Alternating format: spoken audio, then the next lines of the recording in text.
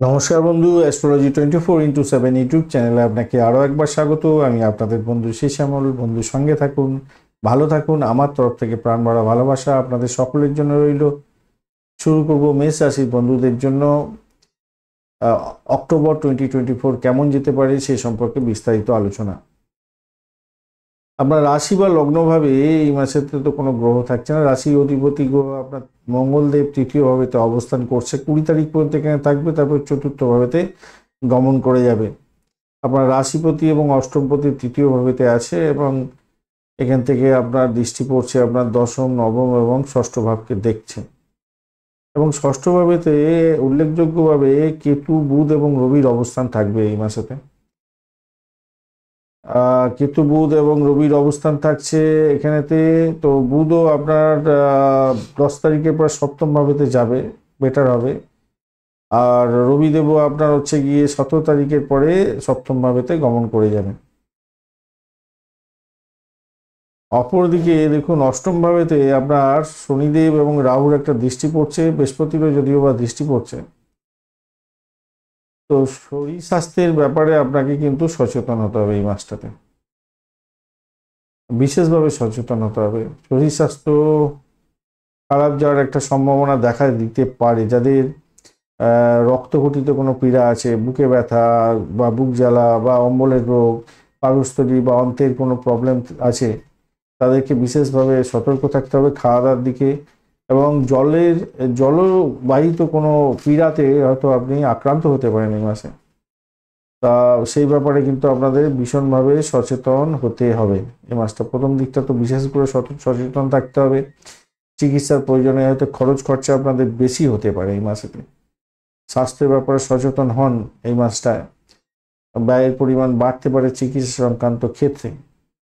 যারা ভ্রমণে যেতে চাইছেন, বিদেশ ভ্রমণের জন্য এগোতে চাইছেন, তাদের ক্ষেত্রে কিন্তু এই মাসটা অত্যন্ত শুভ হতে যাচ্ছে, সাফল্যের মাস হতে যাচ্ছে। কোনো জায়গায় এডুকেশন করতে চাইছেন এই সমস্ত ক্ষেত্রে, বা চাকরি সূত্রে ভ্রমণ হতে যাচ্ছে, এইরকম ক্ষেত্রে ভালো হবে বলে আশা করছি এই মাসটাতে। দ্বিতীয় ভাবেতে বৃহস্পতির অবস্থান থাকছে এবং দ্বিতীয় অধিপতি শুক্রদেব সপ্তমে অবস্থান থাকছে, এটা কিন্তু অত্যন্ত বেটার। এইটা ইন্ডিকেট করছে কি আপনাদের যারা ব্যবসায়ী বন্ধু আছেন তাদের ক্ষেত্রে প্রচুর সাফল্য প্রাপ্তির সুযোগ থাকছে এবং উন্নতির যোগটা অত্যন্ত ভালো থাকছে। পরিবারের থেকে সাফল্য পেতে যাচ্ছেন, পরিবারের লোকজনের থেকে সাহায্য পেতে যাচ্ছেন, সেইগুলো কিন্তু অত্যন্ত ভালোর দিকে যাবে বলে আশা করছি। এই মাসটা খারাপ নয়। নবম এবং দ্বাদশপতি দ্বিতীয় থাকলে একটু খরচ খরচা করিয়ে দেয়, তো সেই ওই আপনার শরীর স্বাস্থ্যের ব্যাপারে একটু খরচ খরচা হয়তো একটু করতে পারে, বা মেডিকেল সংক্রান্ত বা এডুকেশন সংক্রান্ত ক্ষেত্রে কিছু খরচ খরচা তো হতেই পারে, হওয়ার সম্ভাবনা থাকছে। বাড়ির পরিবেশটা না এই মাসটায় একটু অ্যাভারেজ চলতে থাকবে, অ্যাভারেজ আপনার চলার সম্ভাবনা থাকবে, অ্যাভারেজ চলবে, আপস অ্যান্ড ডাউন বাড়ির পরিবেশটা থাকবে। প্রেমের ক্ষেত্রটায় যা দেখা যাচ্ছে, এখানে তো শনিদেবের তো দৃষ্টি পড়ছে, প্রেমের অধিপতি গ্রহ ষষ্ঠ ভাব এবং সপ্তম ভাব দিয়ে যাবে। 17 তারিখের পরে প্রেমেতে ভালো ফল পাবেন। তার আগে পর্যন্ত চাপা উত্তেজনা থাকবে, নিজেদের মধ্যে দ্বন্দ্ব হতে পারে, চেঁচামেচি হতে পারে, এইগুলোকে একটুখানি কন্ট্রোল করার চেষ্টা করবেন, উত্থান পতন হয়ে যাবে। তারপরে আপনাদের ভালোর দিকে যাবে এবং প্রেমেতে বিবাহের সংযোগ তৈরি হতে পারে, প্রেম বিবাহ হতে পারে এই মাসেতে ভালোর দিকে। সেকেন্ড হাফটা ভালো আছে, 17 তারিখের পরে ভালোর দিকে যাবে বলে, বা কথাবার্তা এগোচ্ছেন, এরকম ব্যাপারগুলো ঠিকঠাক থাকবে বলে আশা করছি এই মাসটাতে। ষষ্ঠ ভাবের অধিপতি ষষ্ঠে আছে, রবির সঙ্গে বসে আছে, চাকরি পরিবর্তনের যোগ বা চাকরি প্রাপ্তির জায়গাটা কিন্তু পজিটিভ ভাইব্রেশন থাকছে কিছুটা, কিন্তু একবারে যে খুব